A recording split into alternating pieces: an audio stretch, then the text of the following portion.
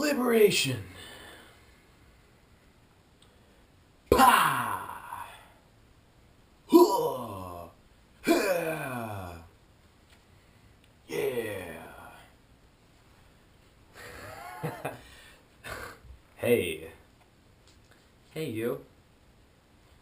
Guess what I have noticed lately? So I've noticed that liberation and freedom, they're the same thing. Quite possibly, they might be the same thing. Liberation, freedom. You know. So, I got a story. Well, first I'll just say that it seems like freedom is everything for a lot of people. Freedom is everything. I mean, without freedom, what do you have?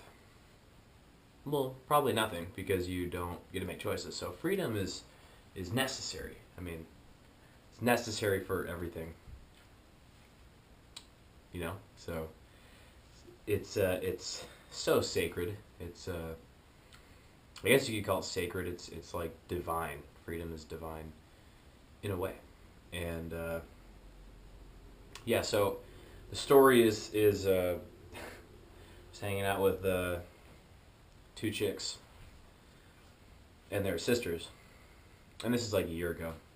Hanging out with two girls, and one of these girls just like was always just like whining and bitching, complaining, there's always something wrong.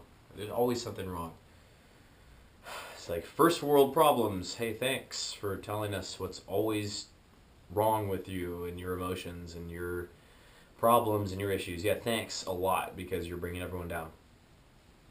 Well, after one day of her just being absurdly just unpleasant, because she's complaining all the time. Seems like, I mean, these spoiled, vanity-filled chicks complain a lot, I've noticed.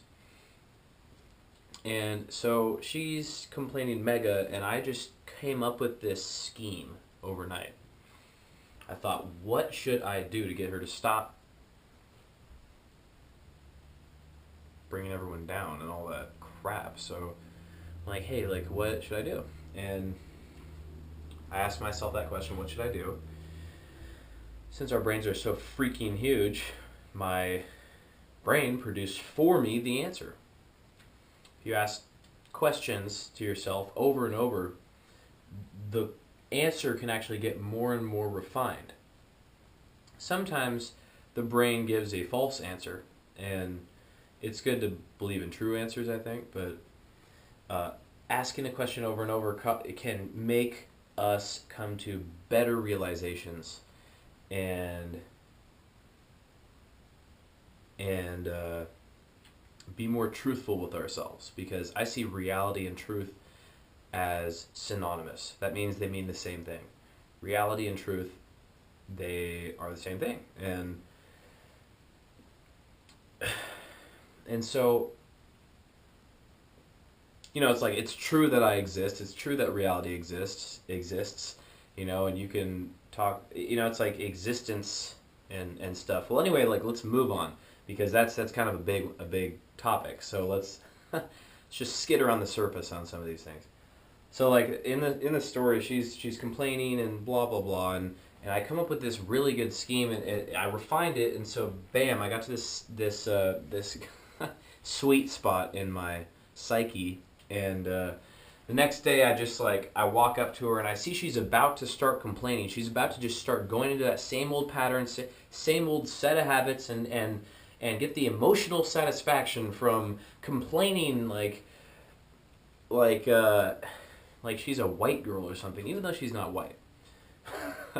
Not that all white girls complain, but a lot of them do.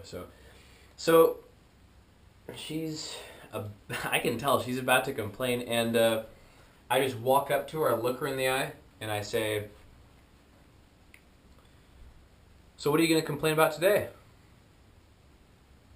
Immediately, I saw in her a reaction, but it was ever so slight from the outside looking in. She went into her mind and stayed there for a while. Her sister ran up to her, looked her in the eyes, and said, "Dude, why are you crying? Why are you crying?" I knew the answer to that. It was because of my question. What are you going to complain about today? And it was a very pointed question. I thought it was totally appropriate. Well, guess how it turned out? She cried for a while. She cried for a while. She broke down. And she saw through the slavery that she enslaved herself with, or the pattern of complaining, because it would enslave her in so many different ways. She would complain, and then people were like, "Oh, it's all right," and then she's like, "No, it's not all right," and these people would be continually coming back and forth, making sure that she's all right, and but she didn't want to talk to him eventually, and she'd mood swing all over the entire place, and she played these games with herself through other people. So she's playing these games, and I'm like, "So how's your game going?" Or I asked, "What are you going to complain about today?" And that changed her for life. Turns out it changed her for life. It was either that night or the next day she came up to me and she deeply thanked me for that one question. And it was kind of painful to see her crying and everything, but sometimes for it to get much better, it's got to get much worse. For a very short period of time. Like if you're recovering from drugs, you're trying to stop gambling, or you're trying to stop alcohol or cigarettes, or you're trying to detach yourself from a toxic relationship of someone that's vampiric and just sucks the life out of you and drags you down and makes you unhappy and limits your potential. All these things that enslave you. Enslavement that decreases your joy and totally just puts you inside this little tiny box that you don't want to be in. Although people play these games with themselves and they are unable to see the game, to see the enslavement device that they have created for themselves. They've learned how to enslave themselves. And so they just continue with this bullshit. And I called it, I said bullshit, and she was liberated by the next day. And she actually changed her entire life. She changed how she related to people. She was awesome. She was so cool after that. I didn't even know that person was in there. I just had to simply open the cage. She was let out, and she was so good to people. It was awesome, and it was amazing, that type of transformation that can happen through a single question. Now, what I do as a person is I design freedom for people. I am a freedom architect, and I design liberation for people. And I've been doing it for a while. I've had a lot of good results. A lot of people actually perceive what I do as a threat, and they start trying to attack me, even though I'm not trying to attack them. They just somehow think that I'm trying to attack them or something. And that has happened a bunch, actually. It's very, very surprising.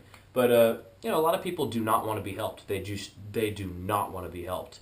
And that's maybe another game that they like to play too. But for the people that do want to enhance and increase the quality of their life truly, deeply, amazingly, I mean, I'm here. Feel free to contact me if you want. And a lot of my friends and me, we help each other to see from different angles in different ways so that we can liberate ourselves. And it's awesome because when you find the friends and the family and the people that are willing to come together and help liberate each other and really find joy through freedom, it's so beautiful.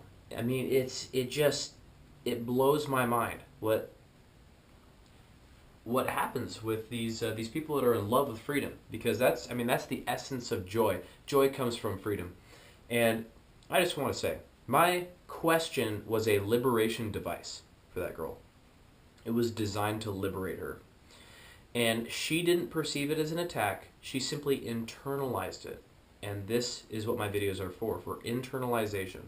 They're not attacks, but many of them are emotionally charged, and they are designed specifically to liberate and to do really good things. And so please feel free to internalize what I have to say and feel free to contact me on my webpage about all a question that you might have or anything. I mean, I'd love to help in a bunch of different ways. So twitter.com/RedPillLive.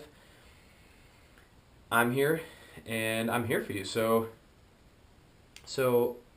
really, let's be liberated. Let's enjoy life to the max by liberating ourselves and just opening the cages on these stupid little confines and these shackles, and break all these confines and these shackles, and break open these cages, and let's live fully. Let's live fully, because that is where happiness is going to come from.